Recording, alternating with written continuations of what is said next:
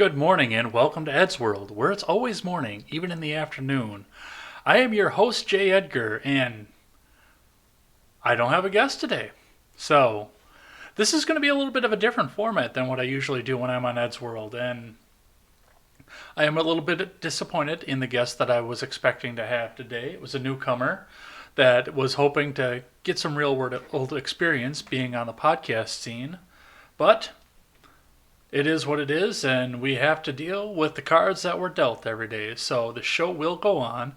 I promised everybody a show at 6:15 Central Time, so we're gonna keep going on. I guess I'm just gonna talk to myself for 75 minutes.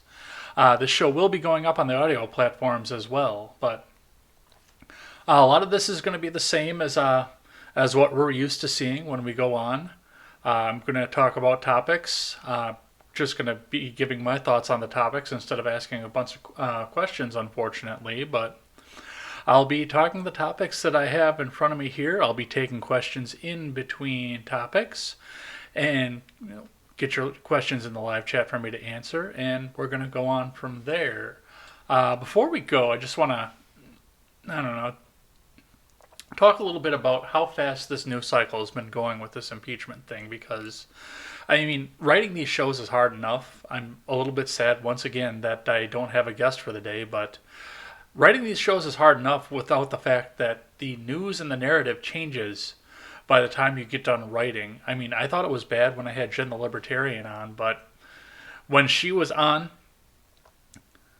we at least still had some advance notice for this. I mean, just in the time, from the time I've woken up today to the time we're on the air right now, which is, I slept in a little bit today because I don't work on Mondays. Let's say that it's been 8 hours so far. The complete narrative of the impeachment story has completely changed at this point.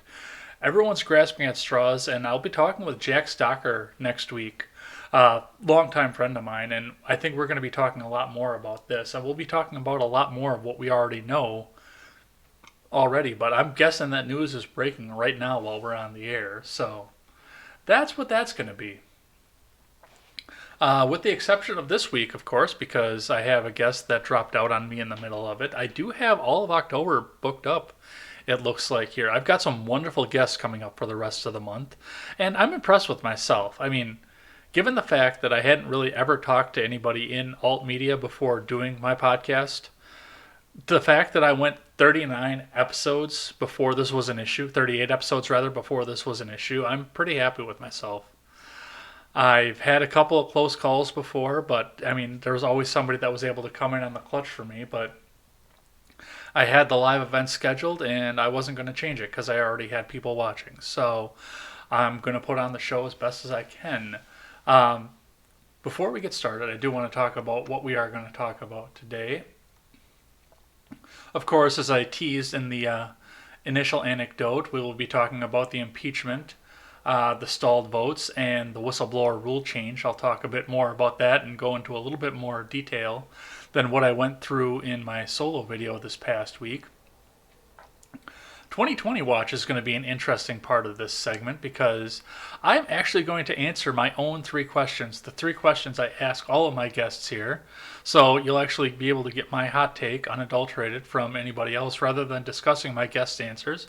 I'll answer my own questions, and we'll talk a little bit about Sanders' heart attack and the debate, and just a little bit about the fact that Warren is going to be the nominee. One of the guests that I do have coming up late in the month is actually from Massachusetts, born and raised. So I'm looking forward to talking a lot more about Elizabeth Warren becoming the nominee in the future, so we'll talk about that. A fan came in and protested during a town hall for Alexandria Ocasio-Cortez.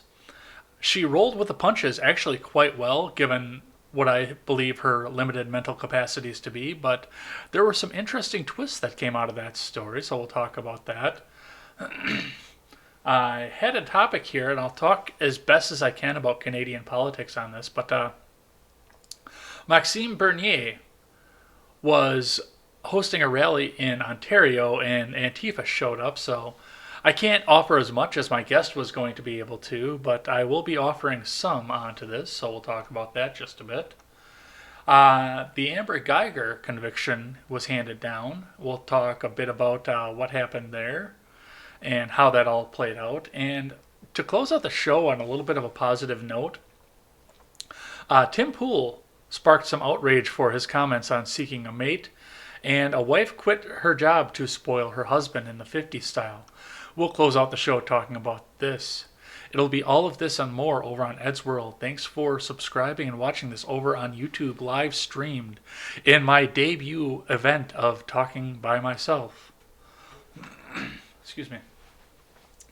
If you can't catch this over on YouTube, this will be put back up on demand on YouTube and especially over on BitChute. You can go and find us over there. And it looks like I've been getting some traction over on BitChute. So those of you who are watching this over on BitChute, thank you to everybody over there. That's awesome. Maybe I'll catch up with some of the bigger users over there. Ed's World is available on the audio platforms iTunes, Stitcher, and Google Play. If you're watching or listening to this rather over on iTunes, make sure you leave that 5-star rating and a good review. That helps us move up the charts. Ed's World is available on the Freedom Scoop Media Group. I don't have a picture up. Oh, I guess I can't show off the picture that I have here, but other than that, we have our merchandise shop open. We've got some good t-shirts over there.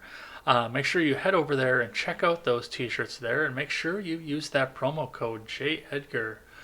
So you can save 15% with that promo code and help out some really good causes as well. After a lengthy introduction, I would normally ask my guest to tell us a bit about himself, but I don't have a guest here. So I'm going to talk just a bit about myself and how I started down this journey. This is a rare opportunity. We don't get many of these, and the guest rarely answers back or asks the question back. But a bit about me. My name is JEdgar. I started my media journey. I've been blogging and I've been actually doing alternative media for a very, very long time. I actually wrote my first libertarian article, anti-establishment article, I could say, when I was about 15 years old. Some of you have seen this in some of my solo videos. The mob and the mob rule wanted to they wanted to hang my best friend, but they wouldn't have ever said that. They wanted to have him expelled from school for comments that we couldn't even determine that he made. There are only 2 people that ever know what was said in that hallway, and only one of them is alive right now. But I stood up and I made a speech defending him, and I wrote several articles after that. I've been syndicated since I was 16, writing political articles, and I used to be a very liberal person. I worked on the Al Gore campaign before I was old enough to vote, and I've been pretty politically active. I've defended the Bush administration, and I don't agree with. I agree with some of what I said, but not everything that I said once before, even though I had voted Democrat in the election previous. I've been kind of on a journey, moving left and right as I go along, and I really decided that I had to be on the right at the point where I saw Obama's legacy, or not his legacy rather, but his agenda that would become his legacy eventually. And I said, I can't vote for this. I can't be a Democrat anymore. I got into alternative media. I started blogging, writing articles, hoping to get picked up by a magazine. When I was about 25, I would say I started doing that. Initially, I did lifestyle and dating advice. I actually moved on and I had a food blog for a while, which I did restaurant reviews, recipe reviews, and tips and tricks for doing dinner. I actually debated going back and doing some more of that, so keep an eye out for that if I decide to get up and do that.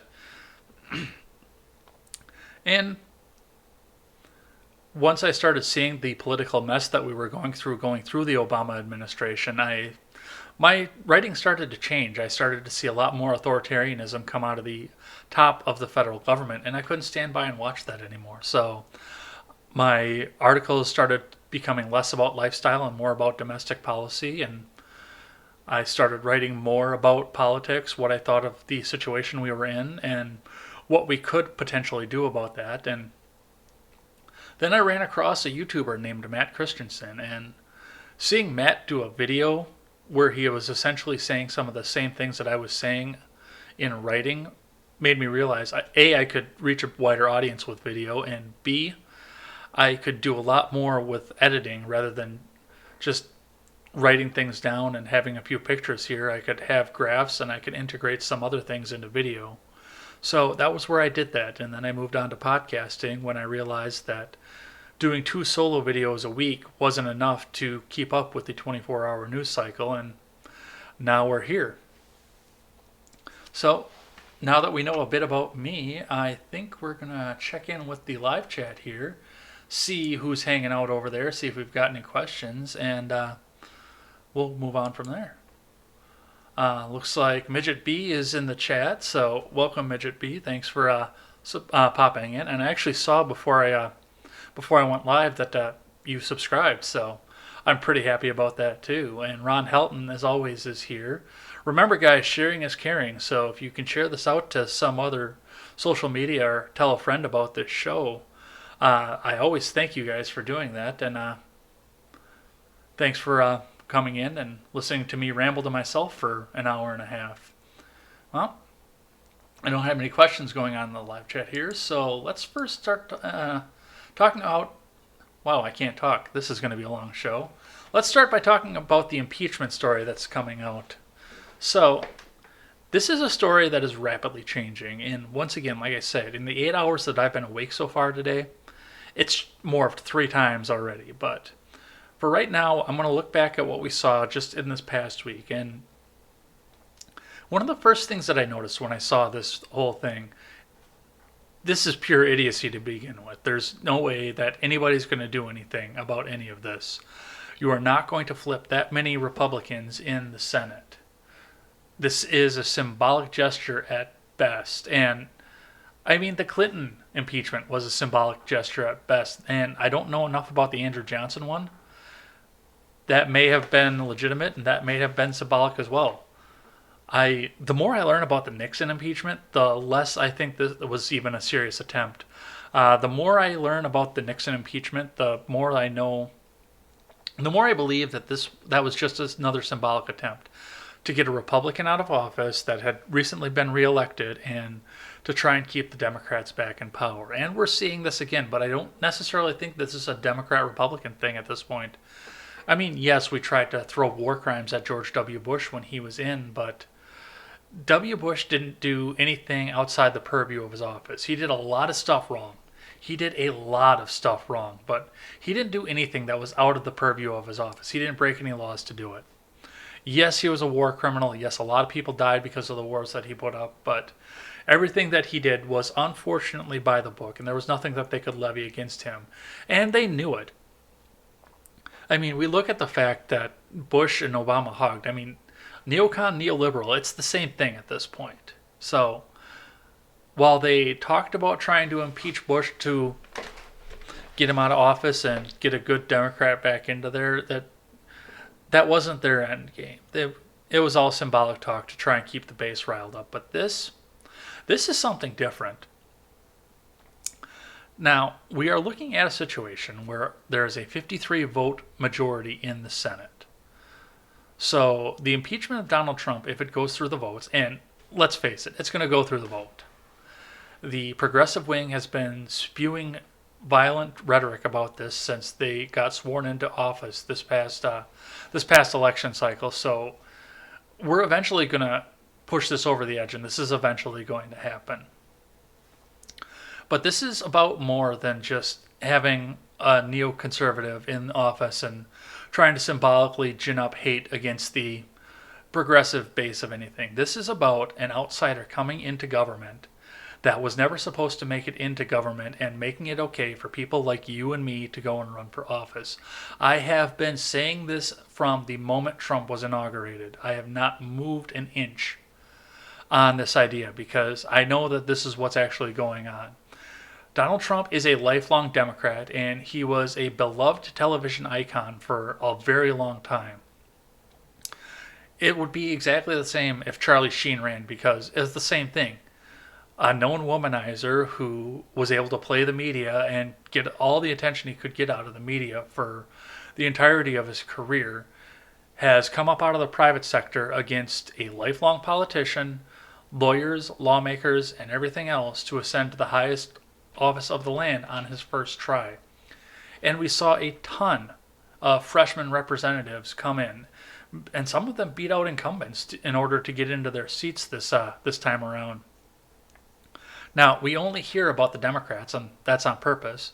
My representative, Brian Stile, is a freshman representative. You've never heard his name because he's not one of the noisemakers that's over on the squad that's, trying to change everything over into a socialist paradise. I don't necessarily consider him to be a very good representative either, but that's because I live under. None of the rest of you have to live under his regime or vote for him. So, but the squad and the progressive movement has been crying for impeachment since they came in. And at this point, it looks like they're going to get it. There is no underlying crime. There is nothing that was done wrong. And I am waiting to hear this second whistleblower report to see if there's actually any wrongdoing, because they've got to be able to prove it, first off. And once again, we have to get over to the Senate and try and see if you can turn. What do the Democrats have to have? They have 47 votes. You have to turn 20 Republicans in the Senate to try and get this impeachment statistic to do anything else. And it's not going to happen. None of these people want to go home and say, yes, I voted to impeach the president. I always say that Democrats have a very, very hard road in the next election, and then a kind of an easy road for 2022. They've got an easy map to deal with in the Senate, but I mean, if 20 Republicans jumped out and voted to convict the president and remove him from office, you would see 20 seats that were suddenly vulnerable on the Republican side. Now, not all 20 of those people would be up for re-election this time through, but so no, nobody is going to convict in the Senate. That is not going to happen. But the other thing that I wanted to talk about, and this is something that's kind of near and dear to my heart, the whistleblower rule has changed. Now, everybody on the mainstream is trying to pass this off as a conservative conspiracy theory. I have looked at the documents. In lawyer speak, it hasn't changed. In lawyer speak, the rules are exactly the same. And any lawyer for the government is going to come out and tell you that the rules have not changed. But the forms have changed. They've changed for a reason.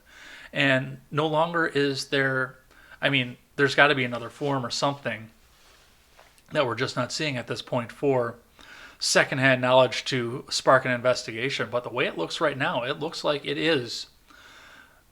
There's no place for you to say where your secondhand information came from for the Inspector General to subpoena to investigate. And that is a scary thought, because that means that the precedent is going to be set. And I would love to see a Supreme Court ruling on this, where the precedent is going to be set as to whether or not you need to have firsthand knowledge to convict somebody or a hearsay. And if we changed our rules to the point where it's hearsay to convict anybody for anything, this is going to become a scary country very, very fast. And you're going to start to see channels like this drop off as people like me are hauled off in manacles to go to prisons and the gulags, because we are wrong thinking and we are inciting people to wrong things. So that's something we need to keep in mind off all of this. I don't necessarily care who gets tried or convicted in big government, and that includes our current president. Now, yes, I think that would cause a lot of political chaos in this country, which we already have anyway, but that would be the final death nail that would push us over into possibly some violence in the streets going between factions. But regardless, Pelosi could go to prison, Obama could go to prison, Hillary could go to prison. None of them will, but all three of them could go to prison right now. Half of the House of Representatives could go to prison, and it wouldn't matter to me one bit, except for the fact of I would need to know how this affects the you and the me, the people on the ground that this is actually going to come in contact with, the people that don't have the expensive lawyers and the thought of having lawmakers in their pockets to defend them. Somebody who's just trying to tell the truth and make a living off of it somewhere down in rural Wisconsin that nobody would notice if he just disappeared one day except for a few hundred people on YouTube. That's something you need to keep in mind. And I'm not one of these people that thinks that everybody out there who voted for the president is suddenly going to get marched off the gulags. I don't think that's going to happen either, but they would definitely go through and make an example out of some of the higher profile people to make sure that everybody fell into line and voted the right way. And anybody who jumped up as a major dissenter, like, well, let's say maybe a Dale Gribble, would probably be one of them that was marched off to the gulag. So that's something we need to keep in mind going forward on this. And it looks like there are more developments going on. There is a second whistleblower now, and like I said, this whistleblower claims to have first-hand knowledge of everything, but why didn't that whistleblower come forward first? That's going to be my big question onto that. And are we ever going to get to talk to these people? One of the great, Lindsey Graham brought this out perfectly when he was talking on Meet the Press, or Face the Nation, not Meet the Press, I apologize. When he was on Face the Nation, he said that in America we have a chance to face our accuser. You don't have a blind accusation going on because you get to face down who said this isn't a blind process like it was in Europe in the 18th century. We get to face who accused us. We get to question that person. We get to question that person's integrity, and we have a legal system in place to take care of us if we are wrongfully accused for things. And if that starts to go away, yeah. Let's see, what else happened on this? It seems like there was something else that was going on. Hey, it looks like I got a message over here. So, it appears that we know why I don't have a guest right now. It looks like my guest was in a car accident, so I'm going to reschedule this. Well, I'm going to continue this show. We're going to continue to talking about this, but that does make me a little bit less mad at the person that was going to be on the other side of the screen right now. So I will reschedule him again at some point in the near future. Look for him in November. But let's go ahead and move on. Yeah, there were some other things that have popped up here. It looks like the Daily Wire put out an article earlier today that shows that there actually was some collusion going on between the DNC and the Ukraine. So that's something else, and I need to vet the story. I can't talk too much about it right now because, I mean, the Daily Wire is one source, but I need to check it through 2 or 3 other sources before I can come out and say this is how I definitively feel on that. But that would add a completely new wrinkle to everything else that's going on with the election and trying to get Trump out of office. So honestly, I read the transcript. A second whistleblowing coming forward isn't going to change anything in the transcript. And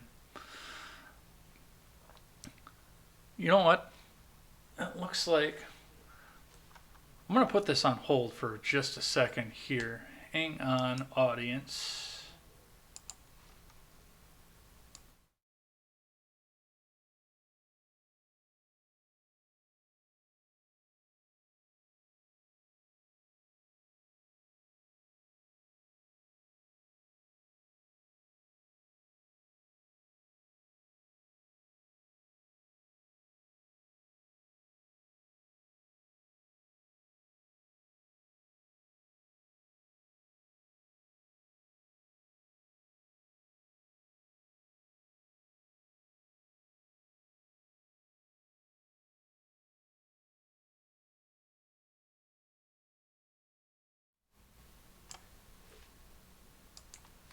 All right, we are back here. I let Mr. Pokemon Fetish know that we're going to reschedule him somewhere in the near future. So keep your eyes out for him.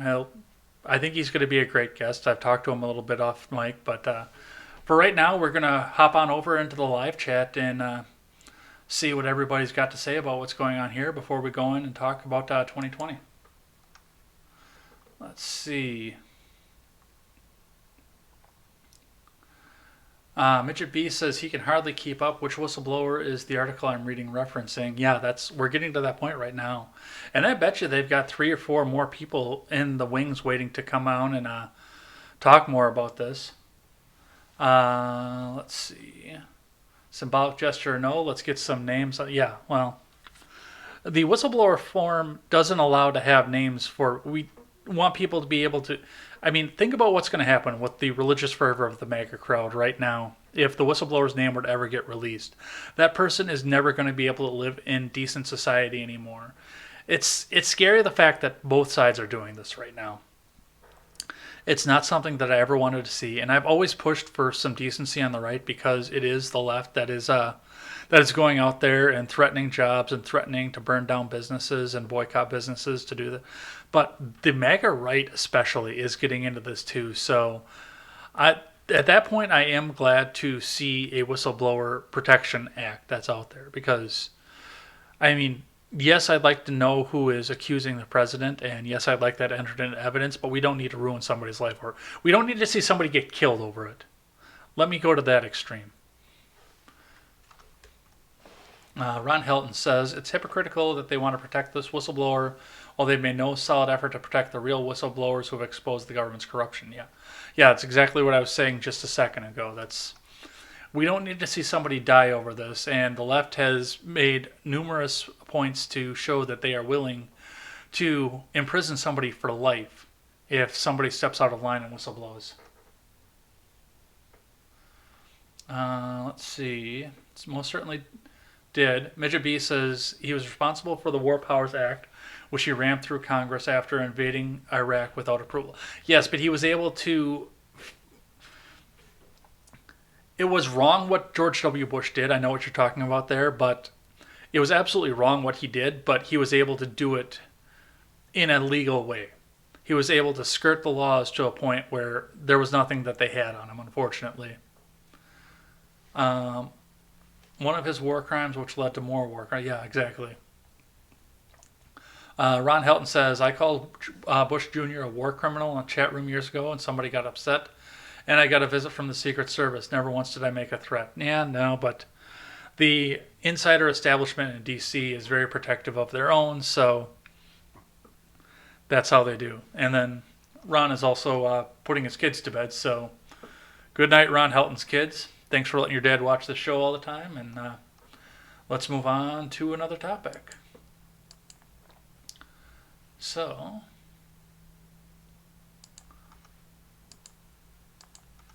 let's talk about 2020. Now, we've had some shakeups going on in the 2020 race, and one of the biggest things that we had going on right now is that Bernard Sanders had a confirmed heart attack. It is absolutely confirmed at this point. His campaign party and he himself tried to pass it off as just some sort of a ho-hum. I just had a little bit of a problem in my heart, and nothing is going to come out of it. But it was confirmed that he had a heart attack. At what point do we start saying that people are too old to run for president? And that's a hard point to put because our current president is in relatively good health given his advanced age. And one of the things that they tried to throw at him right at the beginning was they tried to call him a person that was in bad health. And the doctors came out and gave him a glowing bill of health. Thank you, capitalist medical systems. In spite of the fact that he eats fast food all the time, and in spite of the fact that he's always red in the face, screaming and everything, he's in great health right now. And, I wouldn't expect to see anything happen to him. Now, mind you, something could happen to him at the age that he's at. You never know. And there could be something that's hiding in there that's just waiting to manifest. That's what happened to Bernie. Now, we all knew that Bernie Sanders was sick at the last debate. I called that right away, and I said, Bernie Sanders needs to see his cardiologist right now because he was red in the face, he was raspy, he didn't have the same energy that he usually had, and then yes, he was on a campaign event, and he started having heart complications, he started having chest pains, and he had to have emergency surgery. Now, Bernie Sanders is 78 years old, so if I had a chest pain for whatever reason, I mean, I smoked for a long time, so I could understand how it would happen. If I had a heart condition at some point, or not a heart condition, but just a chest pain at some point, and I had to have emergency surgery, I'd probably be off work for 6 weeks, and then I'd be going right back to work. But I'm 35. Bernard Sanders is 78 years old. There is a 50-50 shot that he didn't make it from the surgery. Now, I will not wish anything badly on the senator. I kind of stepped over my words a little bit while I was doing my ed talk last week, but I won't wish any pain, harm, or suffering on the good senator.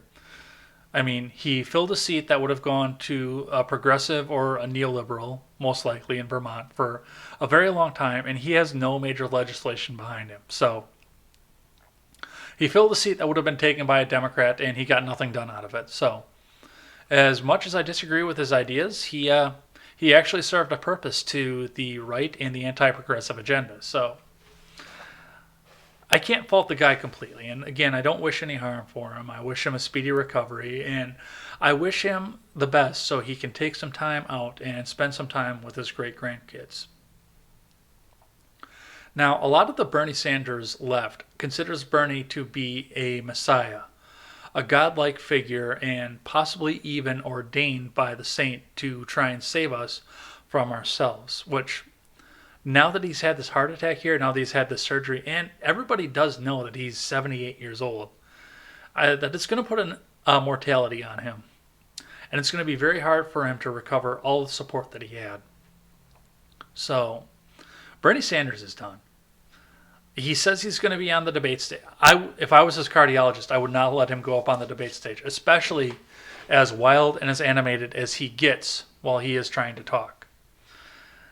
I wouldn't let him anywhere near the campaign stage. In fact, I would start pushing him to get out of the race entirely. He should just retire, take his congressional pension, which is exorbitant and stupidly too much. So let him retire, let him enjoy his retirement, and let him enjoy his, well, I think he's past golden years by this point, until his time comes. And he'll live a good, honest, happy life. But now we're going to look at the support that Bernie Sanders had, and we're going to see it coalesce behind Elizabeth Warren. Like her or not, like it or not, Elizabeth Warren is going to be your presidential nominee, barring some major act of God coming up. And that could include her having a heart attack herself. I mean, she's no spring chicken either. But barring any sort of major health complication, anything else that could go on in Elizabeth Warren's world, she is going to be the nominee for president to face off against Donald Trump. So that's what's going to happen there. Because, I mean, Bernie and Elizabeth Warren were essentially the same candidate. One was a woman and one was a man. Otherwise, their primary agenda was exactly the same. Now, Elizabeth Warren is not a progressive socialist Democrat. Elizabeth Warren is a standard-bearer neocon, or neoliberal rather. Well, maybe a neocon. They're exactly the same, so it doesn't matter anyway. But she's just a standard-bearer neoliberal who is going to take us into war the second she gets into office. And the outcry that we have about taking troops out of Syria, I'll be talking about that next week as well. The outcry that we saw from that just proves the point that the liberals are not anti-war anymore like they used to be. I remember one of the first articles that I wrote as an adult. I went to a very liberal college in Wisconsin here. And the day that we went into Iraq, I saw protests of people marching up and down the hall chanting, "Give peace a chance," over and over again. And that used to be the Democrat Party. That is not the Democrat Party anymore. And I mean, part of that is they're trying to be the anti-Trump party, not necessarily a specific political party anymore. But Elizabeth Warren is going to take us right back into war as soon as she gets into office, if God forbid she ever gets into office. Hillary Clinton was going to do the same thing. Ignite some old wars, get some more wars in, get some more people out there killed, bring some patriotism back to the country, and profit a buttload off the military-industrial complex. It's kind of telling the fact that Warren is the Hillary-picked candidate, and she is moving right up to the top. Part of that is planned, part of that is not. The debates are moving on to one night as well, and I think that does play into the Elizabeth Warren story as well. Now, it was rumored in the beginning that the debates were going to be 2 nights again once Tulsi Gabbard qualified, which we all saw through that right away. We knew exactly what that was going to be. Gabbard was denied her chance to be in the third debate, even though she qualified to be in the third debate on the aggregate polls, not necessarily the polls that the Democrats wanted everybody to see. She made it on to the third debate numerically, but they wouldn't let her on there because it was going to move down to one night. And they didn't want to see Tulsi Gabbard do to Elizabeth Warren what she did to Kamala Harris. So now that we're going on to one, this is going to be a very entertaining night because Biden's going to be in. Sanders swears he's going to be in, and I hope that he doesn't because I don't think he's got the stamina or the wherewithal to make it anymore after he's had a heart attack this recently. He should be in bed resting. But this is going to be a concerted effort to try and bait Tulsi Gabbard into attacking everybody else but Elizabeth Warren. And you'll notice it too. I mean, nobody was going after Warren in the last debate. She got a few talking about. They kept her mouth shut for the majority of the debate. And everything that they were able to ask her, she was able to turn into a scripted answer, which she had pre-scripted before the show. I'm pretty sure the DNC gave out the debate questions again. But shh, don't tell anybody about that. But regardless, Tulsi Gabbard is going to try and get, well, she may or may not. She is likely going to try and get her jabs in at Elizabeth Warren. And the DNC is terrified of that. So they've either sat down and had a talk with Representative Gabbard to try and prevent her from doing so, or they're sitting here waiting in bated breath, and they're having Joe Biden step in to try and defend her. Who knows? But yeah, the debates are going to be one night again. I will be watching. I will either be live tweeting or we'll see if we can get the Freedom Scoop group back together and discuss what's going on there. We'll see where the debate is and possibly if we can get everybody together to watch or for everybody to sit down and live tweet about it. Who knows about that? But that's going to be coming up here in the next few weeks. I usually ask my guests 3 questions about the upcoming election. Unfortunately, I don't have a guest because he got into a car accident a little bit ago, so I'm going to answer the questions I usually ask myself. So, statistically, I've said this numerous times in this, and I'm surprised so many people kept saying Biden as long as they have. But statistically, right now, the nominee is going to be Elizabeth Warren. Biden is slipping in the polls, and Bernie's support is going to come back behind Warren, which is good because that was the first person that the DNC wanted anyway. I was listening to Pod Save America before Warren got in, and they were saying that she was the only one who could beat Trump. So they've been behind her from the beginning, and they are going to continue to try and be behind her until the very end. Now, the Democrat that I want to see get in, I've given this a lot of thought. If I had to have a Democrat, and it had to be one of the people that are on the stage right now that are currently still running,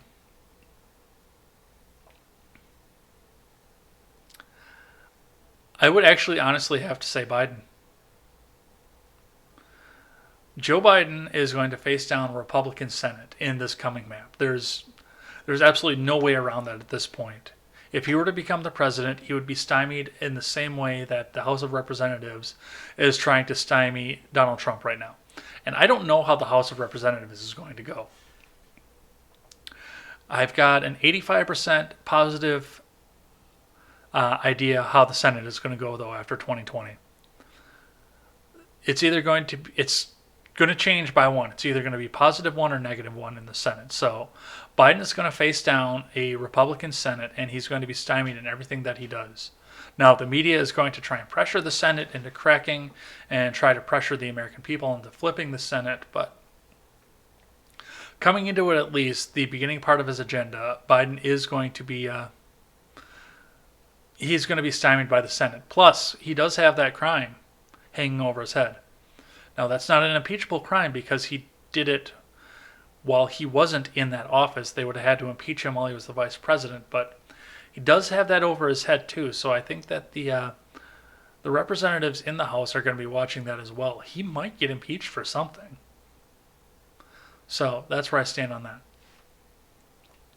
Now, as far as entertainment value goes, I'm not going to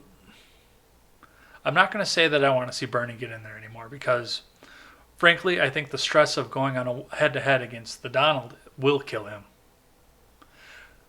I wanted to see Bernie, entertainment-wise, be the candidate because I like the upper New England accent and the New York accent, and I think it would be funny to sit back and watch the Donald and the Bernie go back and forth in those old man voices and the New York accents.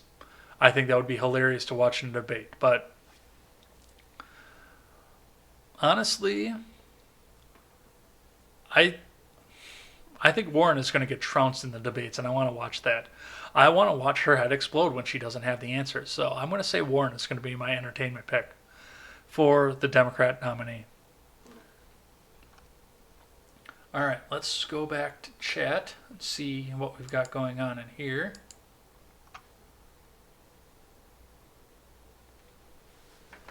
All right. Ron Helton has come back, so welcome back, Ron Helton. There should not be any government pensions. Yes, that is true. The government should not be a retirement job. You should get in, do your time. Now, I don't believe in term limits personally, but in exchange for term limits, I would say let's go ahead and try and make the process easier to get more people to run, more people to primary these people, because there's a pretty large set of hoops you have to jump through to primary somebody. I've looked into this before. I was actually planning on running for the Senate in 2018 rather.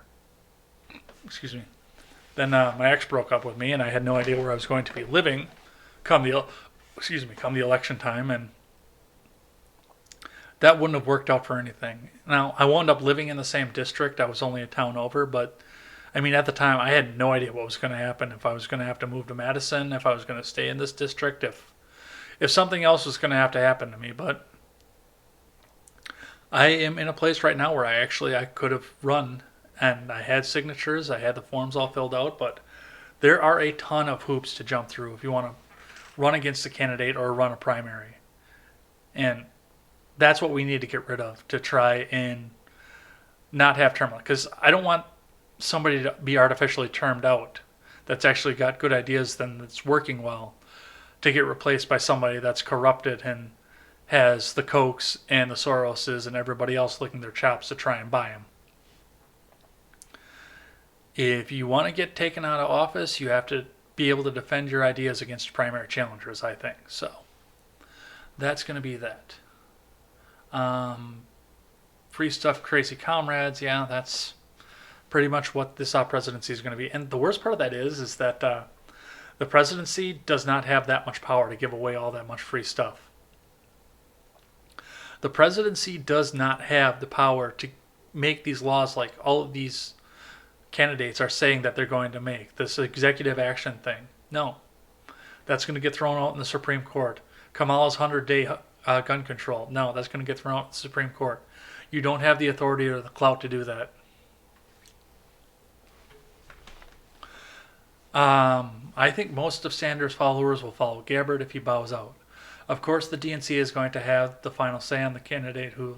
Yeah, the way that the DNC primary is set up, they've got the superdelegate system in there, so they can pull in a punch if their preferred candidate isn't going to win.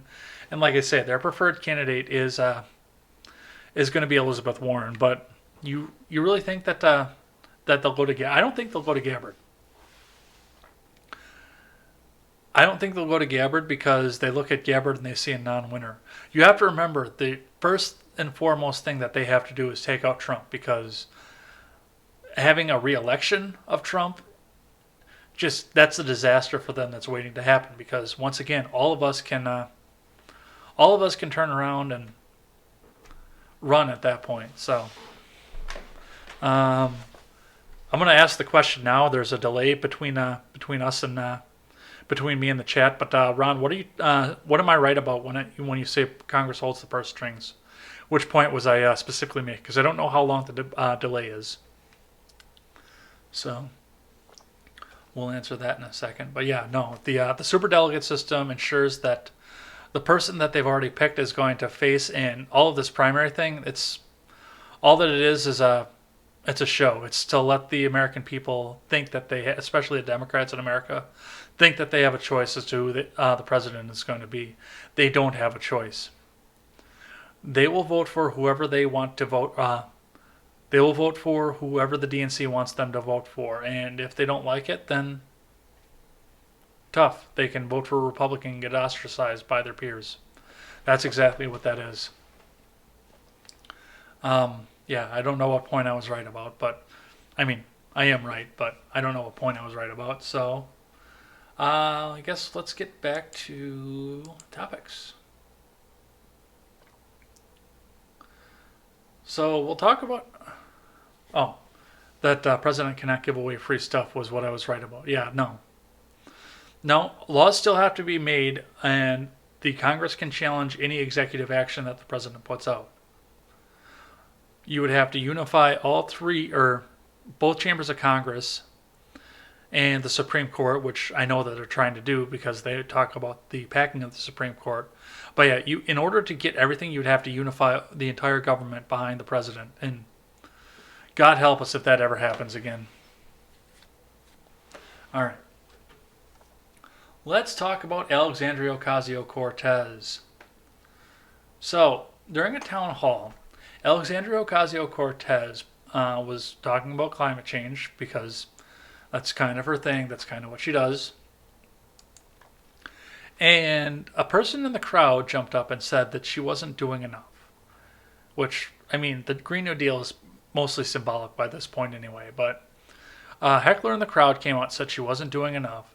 It wouldn't be enough to eat the dead because that's apparently a thing that we would need to do to combat climate change, or to kill off the older generation of people, which, I mean, that's part of what we go on with socialized medicine, but that's a topic for a different video, possibly a solo video perhaps. But this person in the crowd jumped up and said, we need to depopulate the world and we need to start eating babies, which is more than mildly disturbing at this point, but that's what happens there. Now, right away, a couple things we need to point out about the Alexandria Ocasio-Cortez town hall. First off, people have been talking since Greta Thunberg came up and gave her totally off the cuff, totally free speech, saying that this is all eugenics anyway, and the only way to make any of this work is to wildly depopulate the world. And to an extent, that's right. I mean, I grew up around farming my entire life. I understand how farming works and what goes on with that. So, given the understanding that I have of that, I know that we need machinery to farm.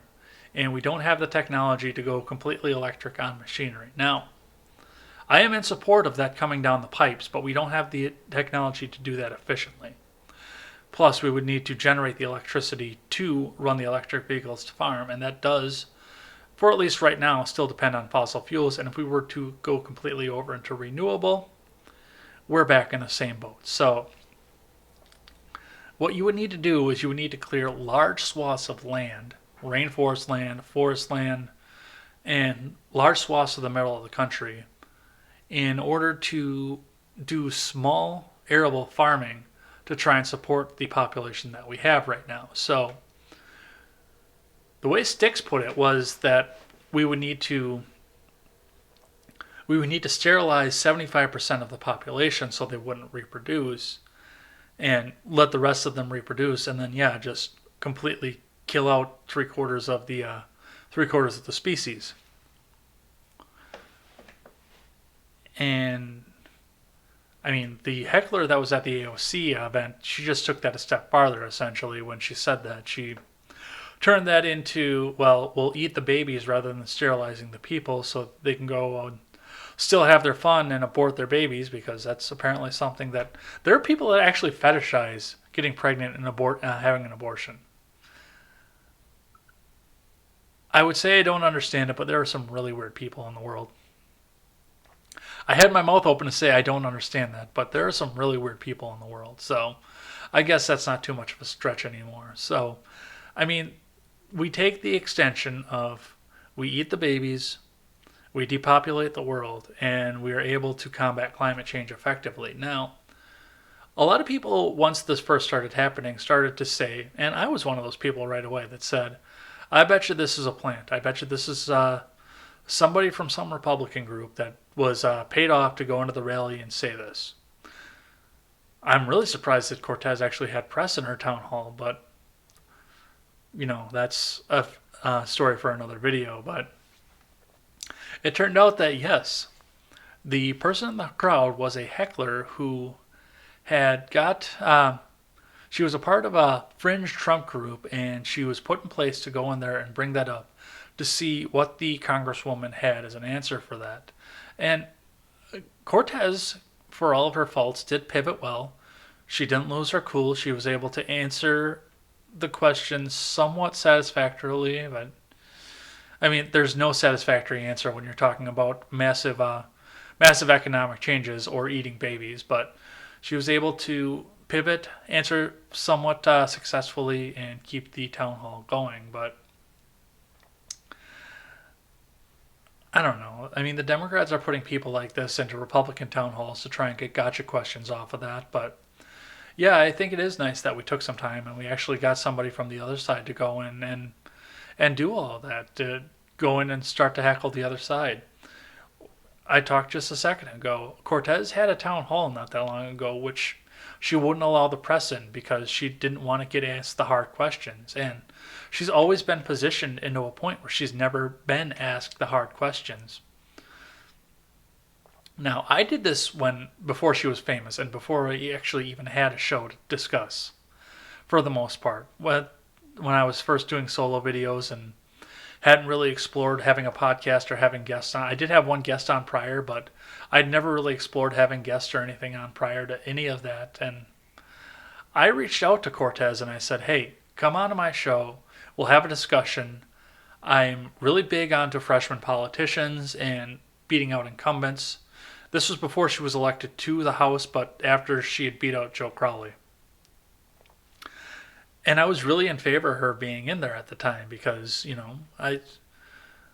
we need to shift some of the dinosaurs out of Congress. So I asked her, come on the show. We'll talk about being a freshman representative.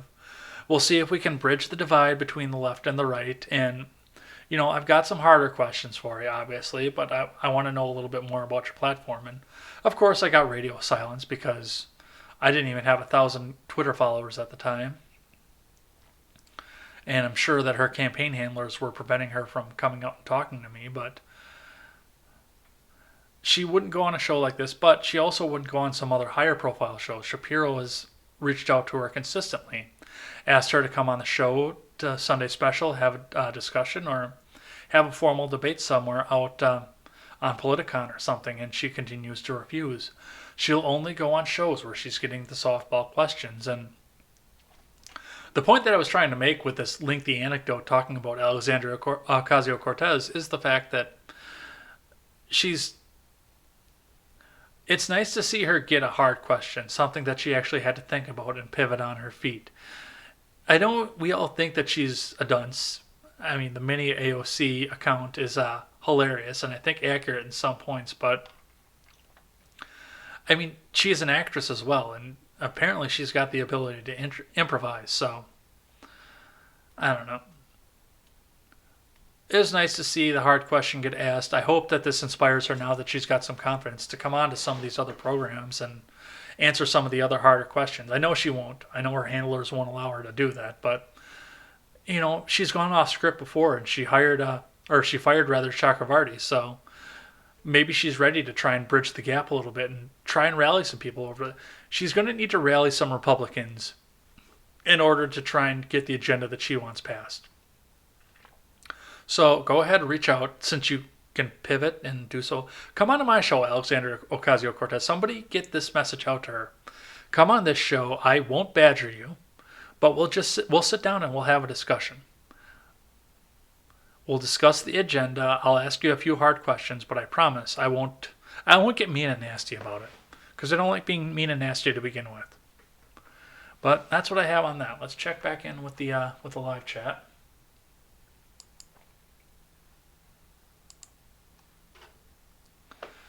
Hey, I've got my wrench of justice in the live chat here.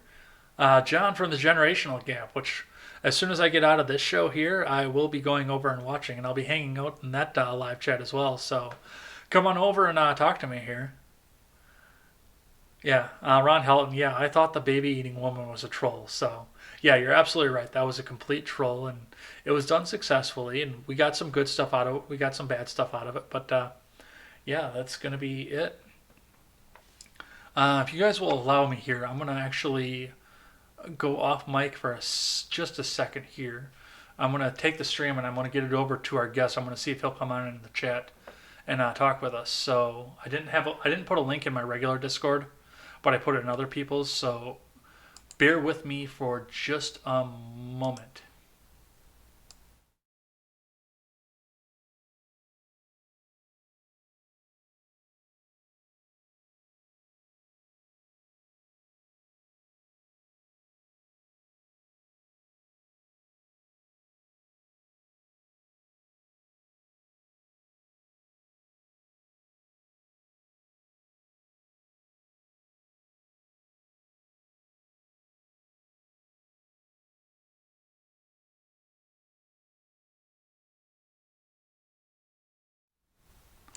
All right, I am back with you. Thank you for being patient with me here.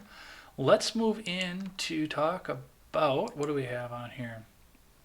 I'm going to scratch the Bernier protest because I'm not from Canada.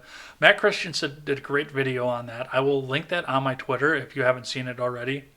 Um, he covered most of the points that I wanted to cover on this, but since I had somebody who was native to the Great White North that was supposed to be on the other side of the screen today, that's why I wanted to include that in here. But I don't have much more to offer this than what Matt had, so make sure you go check that video out here. Let's talk about Amber Geiger.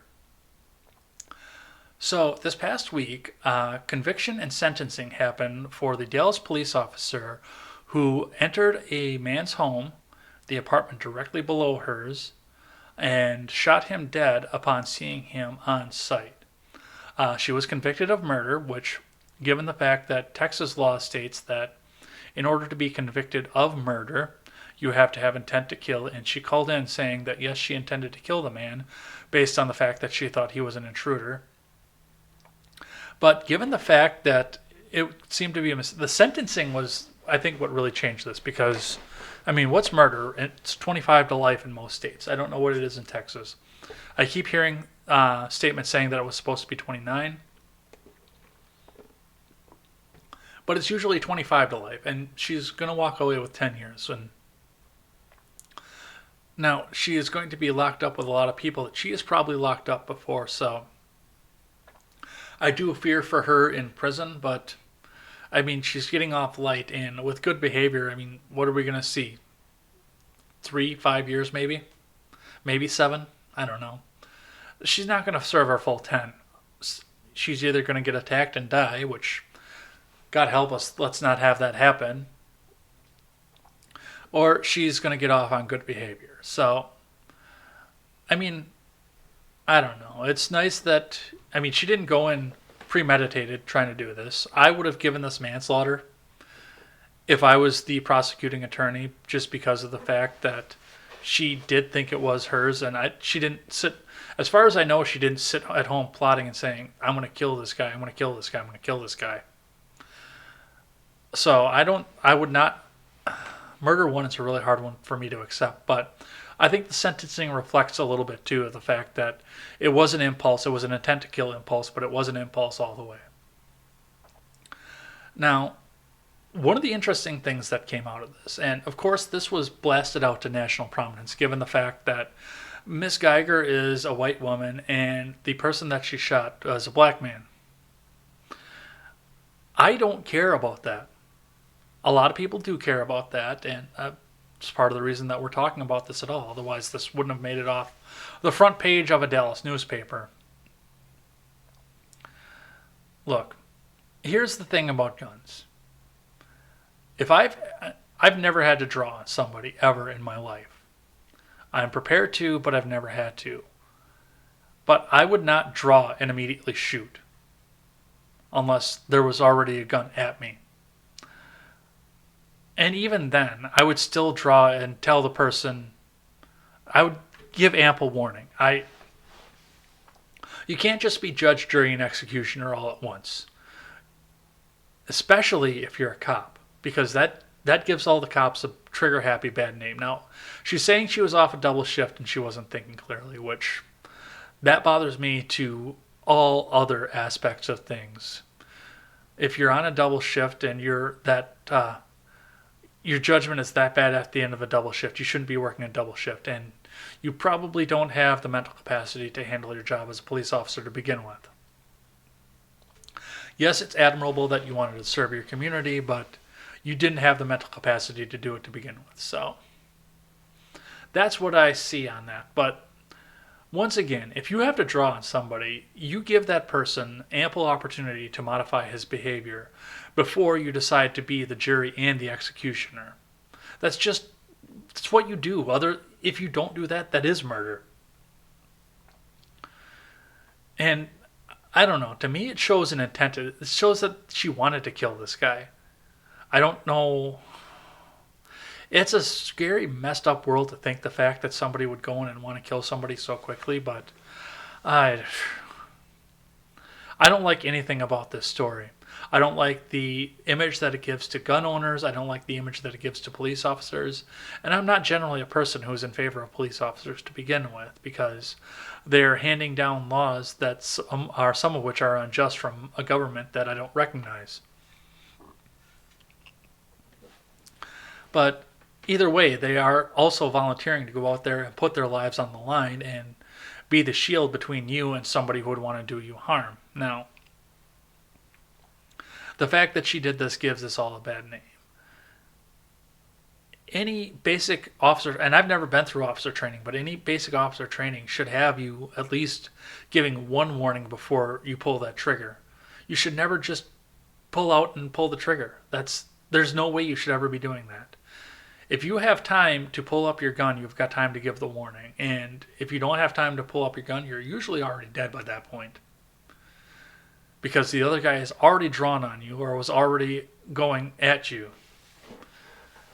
The extent of my knowledge of what happens on a traffic stop or anything like that where an officer would have to draw and discharge a firearm, I get from cop shows, and I know that's different. That's Hollywood. That's completely different what happens in the real world. But still, I mean, that's one consistent thing that you always see from the cops on a cop show is it's for dramatic effect, and they give a lot more warnings than they should on the cop shows. But still, they'll always go out, they'll pull the gun, and they'll say, or drop your weapon, or put your hands up, put your hands behind your head, stop doing X or Y or Z. And that's what Geiger should have done.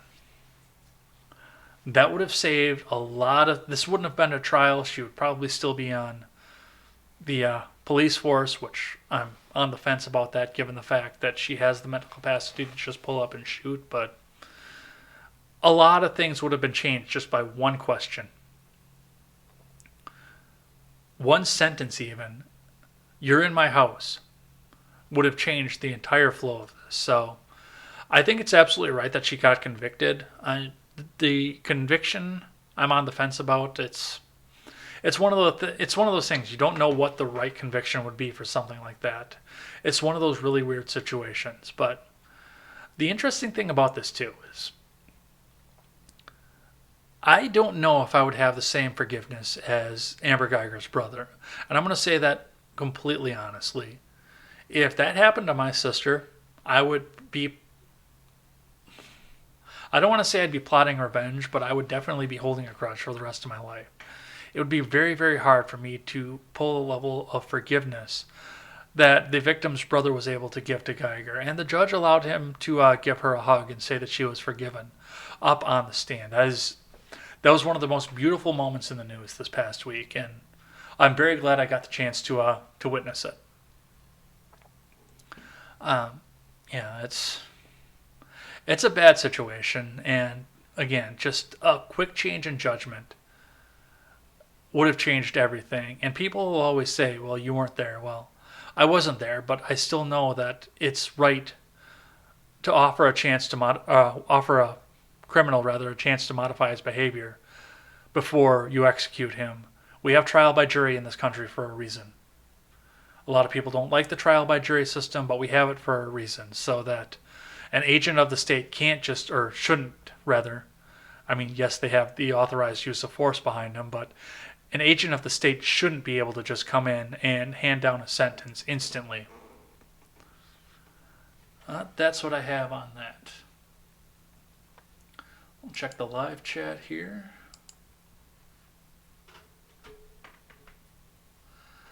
I've got Helton in the live chat here. One gets more time for killing a police dog. I'm not happy with her sentence. I think she should have gotten life. I disagree with that. I think that given the situation, I don't think she should have had life. I think it's a good compromise between complete acquittal, which I know a lot of people were talking to, and life in prison. Or 25 to life, I should say. It's good, almost halfway in between. I think it's perfect for the situation. And she's not going to be able to go back on the police force once she's out. She'll be able to, she regrets what she did. She's got to live with that for the rest of her life as well. And that is a part of the punishment that she's going to have. So I don't agree with you. I apologize, but no, that was the perfect sentence for the situation. I'm sorry. Let's move on into... We're going to talk a little bit about gender relations here, which is a little bit inside my wheelhouse, as we saw at the beginning of the video, because I started out my alternative media career talking about gender relations, talking about lifestyle and dating. So this is something that I know a bit about and something I do enjoy talking about. So, excuse me. Tim Pool started an outrage this week because he decided that he is going to put it out there that he's actually seeking somebody to marry, and he is seeking a certain type of woman. Now, I'll be the first one to come out and say that Poole and I are seeking very different kinds of women. That is something where I'd prefer to have a career woman, because I don't want to be in the situation where if something should happen to me, especially when I was a mechanic, if I got hurt, snapped my back or something, I'd get workman's comp for the rest of my life, but we wouldn't have a backup plan at that point. So I've always liked the idea, even if my wife would want to take some time off and just raise the children for a few years, the fact that she has a marketable skill, training in a marketable skill, and the ability to go in the workforce just makes me feel a lot more comfortable.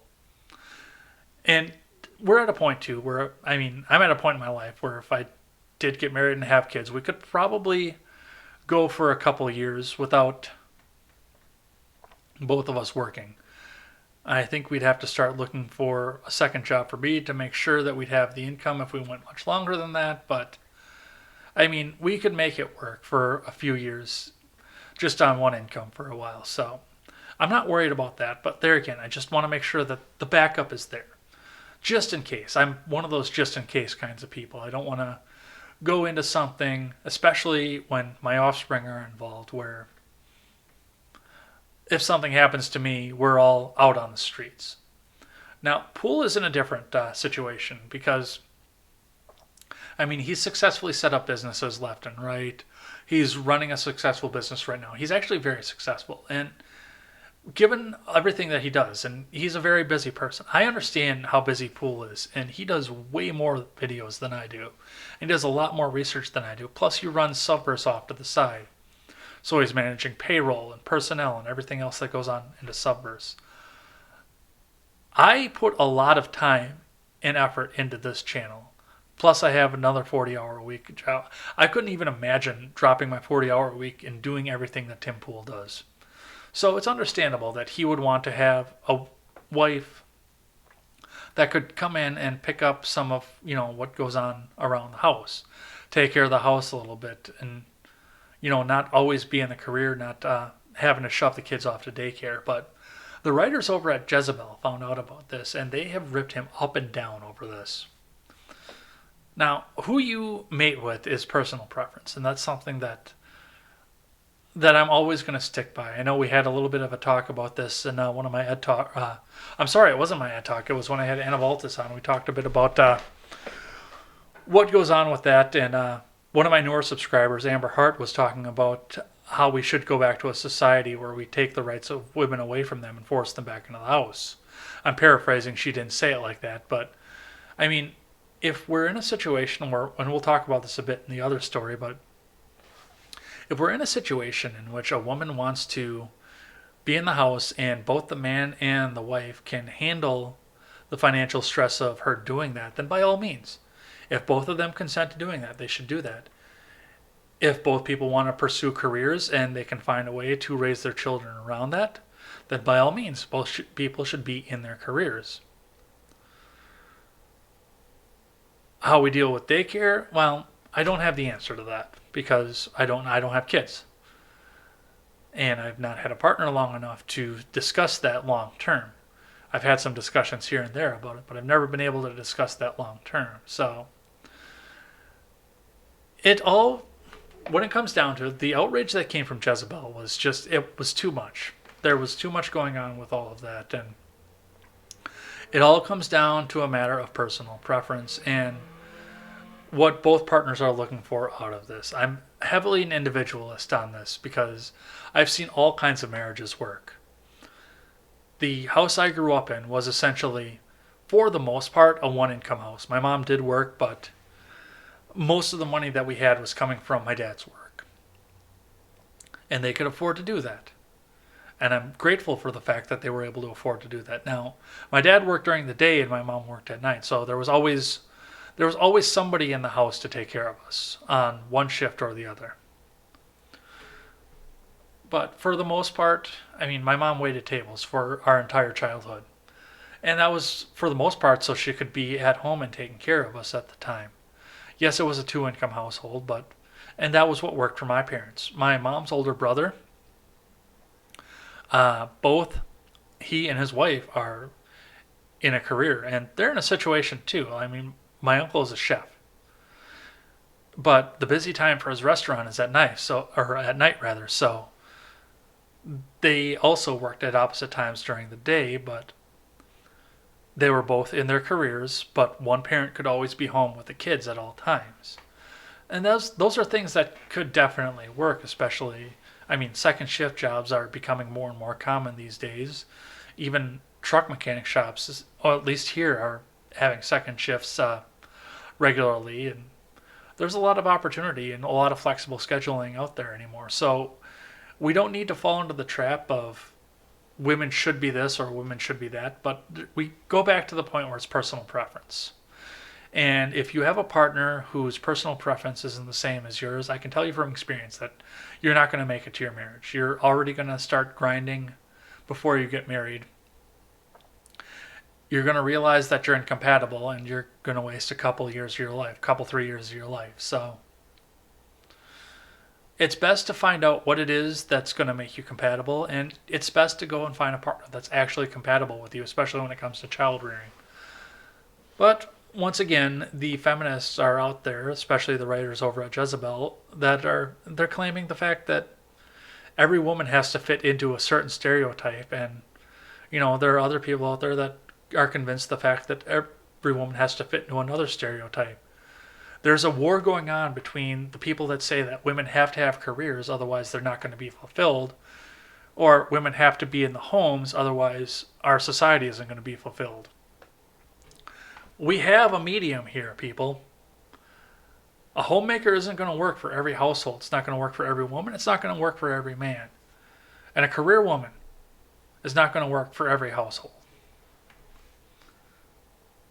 I don't know. My ex-girlfriend wanted me to... Well, this was part of when I was still working on writing a novel. My ex-girlfriend had floated the idea of me being a house husband, so I could be home taking care of the kids and working on my novel at the same time. And once again, it came down to the financial ease of it, because she did have a job where that actually probably would have been feasible, but I didn't want to be in that situation. I wanted to be out in the workforce, either into politics or writing or, what I do now. So it didn't work for me. And we tried to make it work anyway, but it just turned out miserably. But on that same vein here, I do want to take some time and talk about this other story that we had from the New York Post, in which a woman decided that she wanted to quit her job and spoil her husband like a traditional 50s housewife.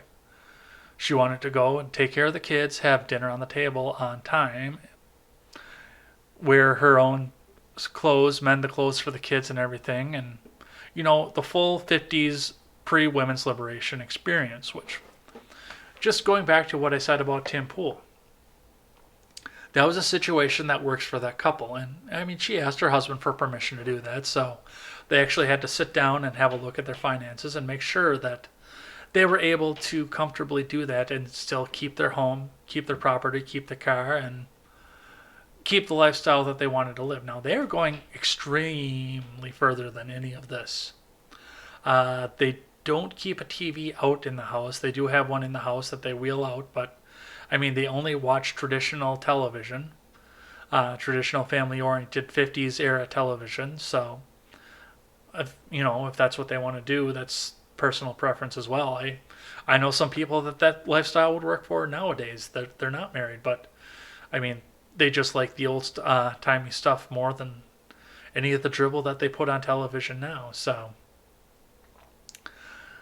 it's the same thing. It's one of those things that comes out to personal preference. Plus, the woman does have another income on the side.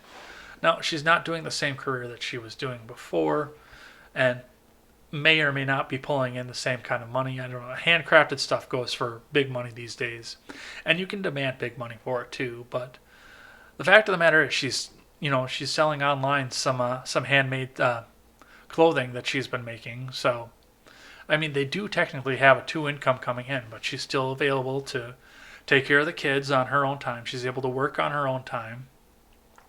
She's got the dinner out on the table. She's got a drink out waiting for the husband to sit and listen about his day, and that's what works for them.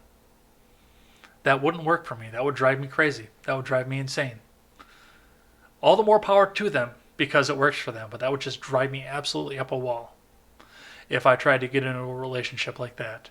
And funny story about that, the second time I was engaged, I've been engaged twice, the girl I was engaged to was a very, very feminist girl in the world. When she was at home, she wanted to be the same way. She wanted to have the dinner out. She wanted to pour me the drink, have the drink waiting for me when I got home. She got turned on by playing wifey like that, but she still wanted to be feminist out in the real world and have the career. So I don't know. Maybe that would work for me. I don't even know how that would work for me long term. I know how it works short term, but I don't know. That's what I have on that. I'm going to check back in with the live chat here, see what we've got going in.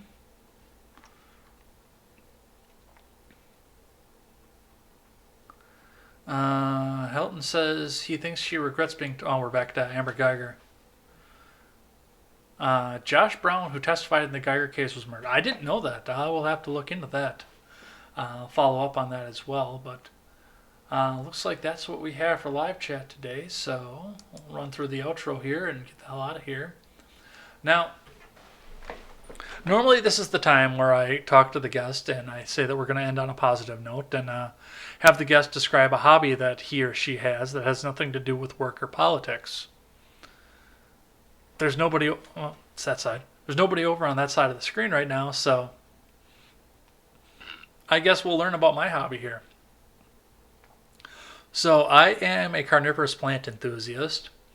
I have several Venus flytraps, several sundews, a couple of pitcher plants, but for the most part it's Venus flytraps and sundews. And I've also got it looks like a regular succulent plant called a butterwort. I've been raising those and I've actually been having really, really good success with those for this year.